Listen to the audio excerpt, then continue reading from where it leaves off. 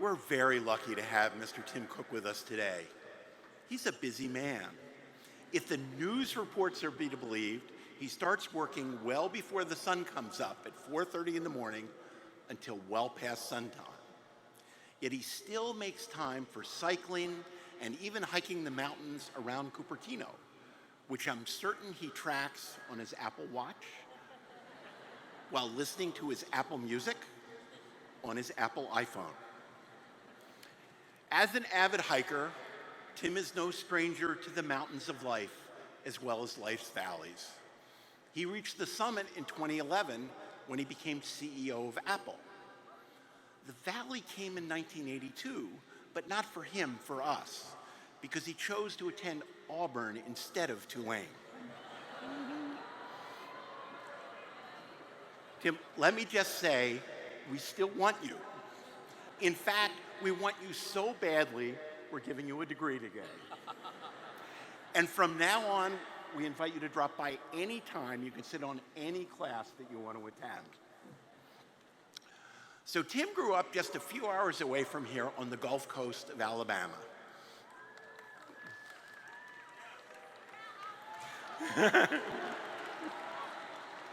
As I already mentioned, he attended Auburn University, where he received a Bachelor of Science in Industrial Engineering, and he continued his education at Duke University, earning a Master's of Business Administration as a Fuqua Scholar. Now, I wonder if Tim knew at his graduation from Duke that he was literally destined to become the Alexander Graham Bell of our time. After Duke, Tim quickly climbed the ranks of the tech industry, joining Apple's senior leadership team in 1998. And today, he is the CEO of Apple, a company that has completely transformed the way people live. Now think about that for a second. In a world that depends on technology more and more every day, Tim's decisions affect all aspects of human life in matters of privacy, the pace of progress, even the nature of innovation itself. This requires that he confront some of the toughest and most fundamental issues of our time. And by all accounts, he's having a lasting impact, not only on privacy and technological innovation, but also in areas as broad as public health, sustainability, and diversity and inclusion. He is an example how one person makes a difference, first as a single note, then as a chord, crescendoing into a symphony of change. Tim expects a lot of himself, but he is pretty good at inspiring the rest of us as well. As he has said, history rarely yields to one person, but never forget what happens when it does. That can be you, that should be you, that must be you.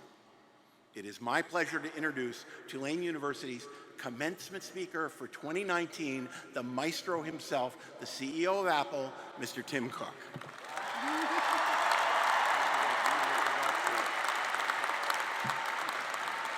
Hello, Tulane!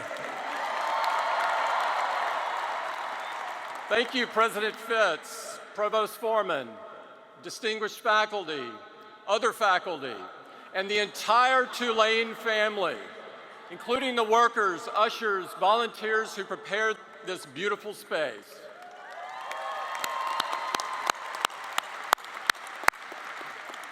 And I feel duty-bound to also recognize the hardworking bartenders at the booth.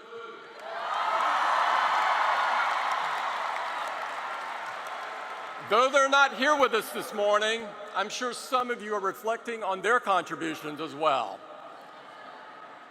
And just as many of you have New Orleans in your veins, and perhaps your livers, some of us at Apple have New Orleans in our blood as well. When I was a student at Auburn, the Big Easy was our favorite getaway. It's amazing how quickly those 363 miles fly by when you're driving toward a weekend of beignets and beer, and how slowly they go in the opposite direction. Apple's own Lisa Jackson is a proud Tulane alum. Yes. She brought the green wave all the way to Cupertino, where she heads our environmental and public policy work. We're thrilled to have her talent and leadership on our team. Okay, enough about us. Let's talk about you. At moments like this, it always humbles me to watch a community come together to teach, mentor, advise, and finally say with one voice, congratulations to the class of 2019.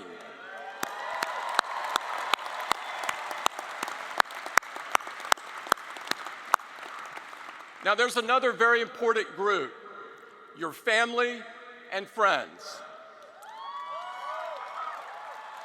The people who, more than anyone else, loved, supported, and even sacrificed greatly to help you reach this moment. Let's give them a round of applause.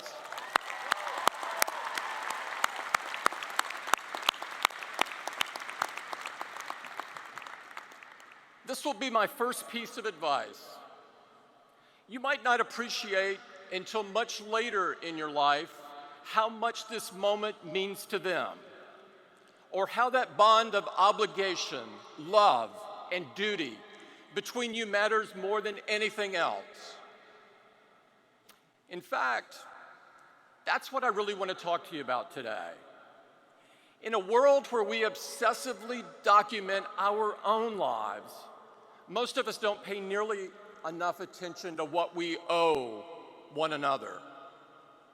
Now, this isn't just about calling your parents more, although I'm sure they'd be grateful if you did that.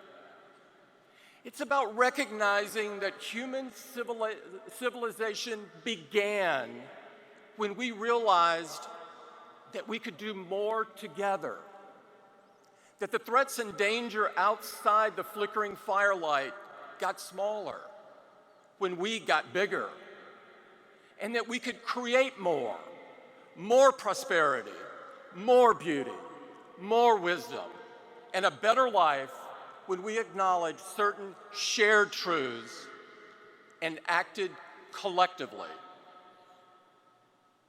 Maybe I'm biased, but I've always thought the South, and the Gulf Coast in particular, have hung on to this wisdom better than most.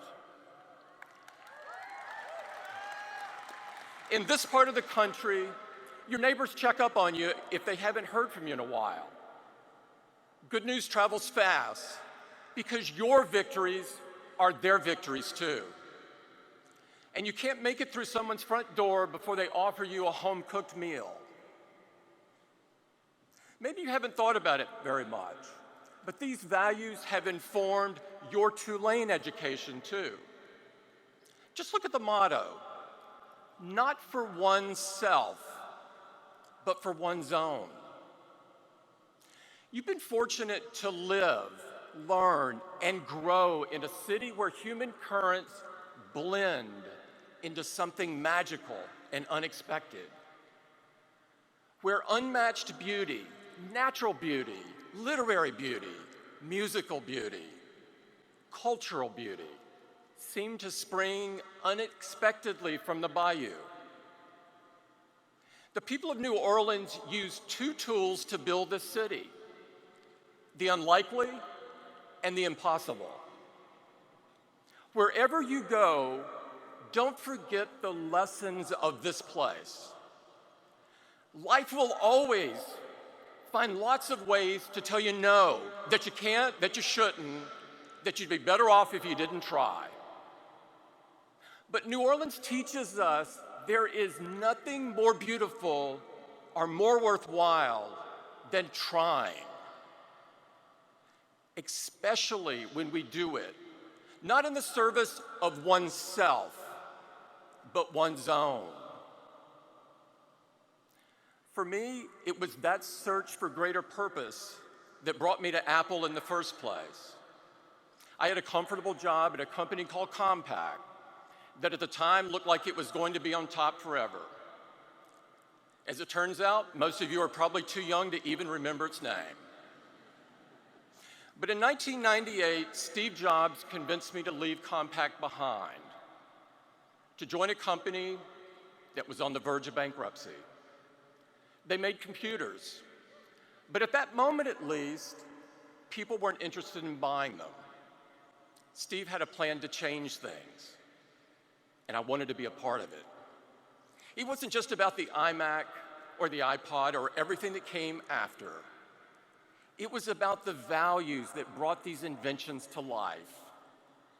The idea that putting powerful tools in the hands of everyday people helps unleash creativity and move humanity forward.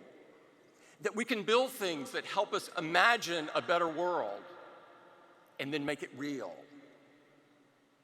There's a saying that if you do what you love, you'll never work a day in your life. At Apple, I learned that's a total crock. You'll work harder than you ever thought possible, but the tools will feel light in your hands. As you go out into the world, don't waste time on problems that have been solved. Don't get hung up on what other people say is practical. Instead, steer your ship into the choppy seas. Look for the rough spots, the problems that seem too big, the complexities that other people are content to work around. It's in those places that you will find your purpose. It's there that you can make your greatest contribution. Whatever you do, don't make the mistake of being too cautious. Don't assume that by staying put, the ground won't move beneath your feet. The status quo simply won't last. So get to work on building something better. In some important ways, my generation has failed you in this regard. We spent too much time debating. We've been too focused on the fight and not focused enough on progress. And you don't need to look far to find an example of that failure. Here today, in this very place, in an arena where thousands once found desperate shelter from a 100-year disaster, the kind that seemed to be happening more and more frequently, I don't think we can talk about who we are as people and what we owe to one another without talking about climate change. Thank you. Thank you. This problem doesn't get any easier based on whose side wins or loses an election. It's about who has won life's lottery and has the luxury of ignoring this issue and who stands to lose everything. The coastal communities, including some right here in Louisiana, that are already making plans to leave behind the places they've called home for generations and head for higher ground. The fishermen whose nets come up empty. The wildlife preserves with less wildlife to preserve. The marginalized, for whom a natural disaster can mean enduring poverty. Just ask Tulane's own Molly Keogh, who's getting her PhD this weekend. Her important new research shows that rising sea levels are devastating areas of southern Louisiana more dramatically than anyone expected. Tulane graduates, these are people's homes, their livelihoods, the land where their grandparents were born, lived, and died. When we talk about climate change or any issue with human costs, and there are many, I challenge you to look for those who have the most to lose and find the real, true empathy that comes from something shared. That is really what we owe one another. When you do that, the political noise dies down, and you can feel your feet firmly planted on solid ground. After all, we don't build monuments to trolls, and we're not going to start now.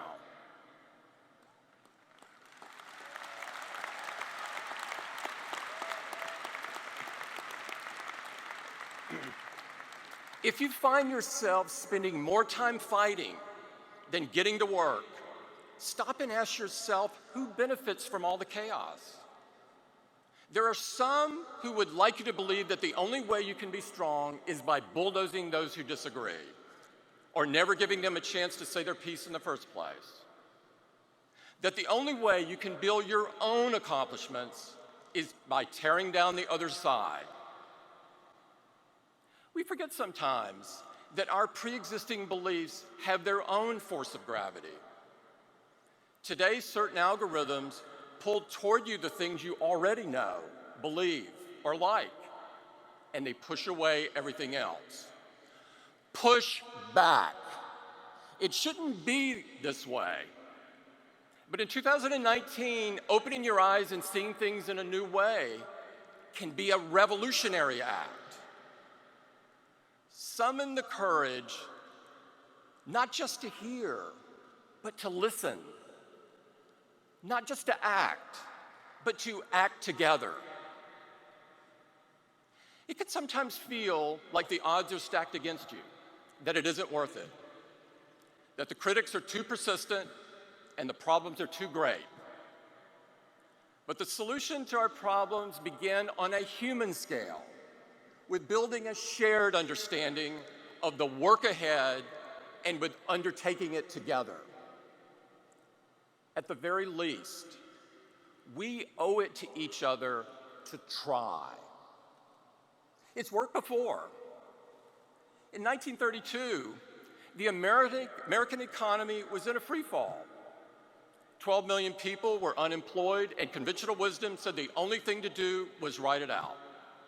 Wait, and hope that things would turn around. But the governor of New York, a rising star named Franklin Roosevelt, refused to wait. He challenged the status quo and called for action. He needed people to stop their rosy thinking, face the facts, pull together, and help themselves out of a jam. He said, "The country demands bold, persistent experimentation. It is common sense to take a method and try it. If it fails, admit it and try another. But above all, try something." This was a speech to college students fearful about their future in an uncertain world. He said, "Yours is not the task of making your way in the world, but the task of remaking the world." The audacious empathy of young people, the spirit that says we should live not just for ourselves, but for our own, that's the way forward. From climate change to immigration, from criminal justice reform to economic opportunity, be motivated by your duty to build a better world. Young people have changed the course of history time and time again. And now it's time to change it once more. I know the urgency of that truth is with you today. Feel big, because no one can make you feel small. Feel brave, because the challenges we face are great, but you are greater. And feel grateful, because someone sacrificed to make this moment possible for you. You have clear eyes and a long life to use them. And here in the stadium, I can feel your courage. Call upon your grit. Try something. You may succeed.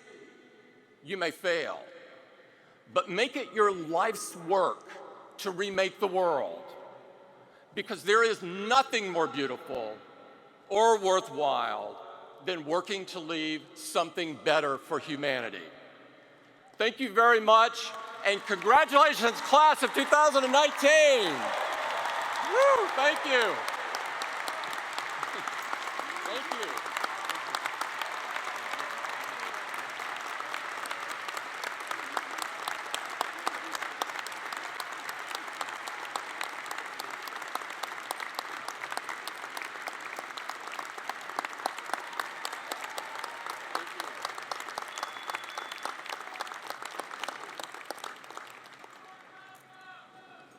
Kelly Graham.